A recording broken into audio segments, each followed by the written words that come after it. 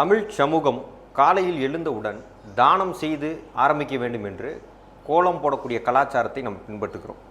ஒரு அரிசி மாவில் கோலம் போட்டு எறும்புகளுக்கும் நம்ம உணவளிக்கணும் அப்படிங்கிறது தான் தமிழ் சமூகத்துடைய பண்பு.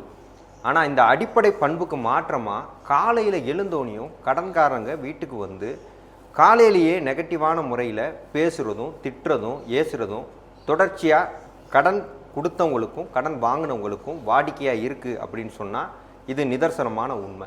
அதுக்கு சட்டம் என்ன சொல்லுது அப்படிங்கிறது தான் இந்த வீடியோவில் நம்ம பார்க்க போகிறோம். அதாவது கடன் கொடுக்கக்கூடியவங்க வாங்குவதற்கு எல்லா வகையிலையும் அவங்களுக்கு உரிமை இருக்குது.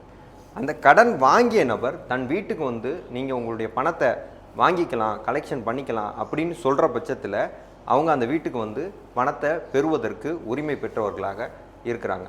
அதே சமயம் அந்த பணத்தை அவங்க வாங்கும் நேரத்தில் அத்துமீறி நடந்து கொள்வதோ, அவருடைய கண்ணியத்தை கெடுக்கும் வகையில் நடந்துக்கிறதோ, கொலை மிரட்டல் விடுப்பதோ, இல்லை கையே காலை உடைச்சி விடுவேன் அப்படிங்கிற மாதிரி உடல் உறுப்புகளுக்கு பாதிப்பை ஏற்படுத்துவேன், சொத்தை சேதப்படுத்துவேன் அப்படிங்கிற முறையில் அச்சுறுத்தலை ஏற்படுத்துவதோ சட்டப்படி குற்றம்.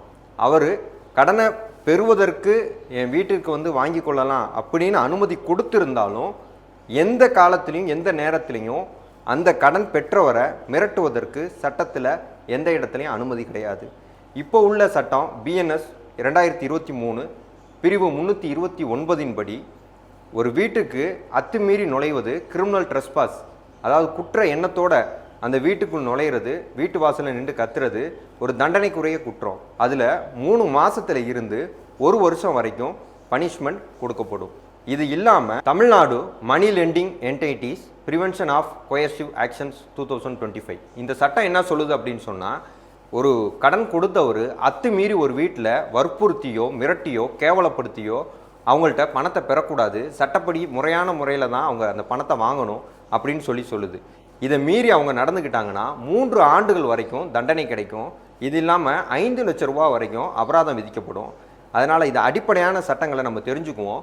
ஒரு கடன் பிரச்சனைனாலேயோ இல்லை வேறு விஷயங்கள்னாலேயோ உங்களுக்கு காவல்துறையோட உதவி தேவைப்படுன்ற பட்சத்தில் இந்த மாதிரி கிரிமினல் குற்றங்கள் ஏற்படும் பொழுது அவசர உதவி எண் 100-112 என்ற எண்ணை தொடர்பு கொண்டு காவல்துறைக்கு நீங்கள் தகவல் கொடுத்தீங்கன்னா உங்களுக்கு உடனடியாக அவங்க உதவி செய்வாங்க.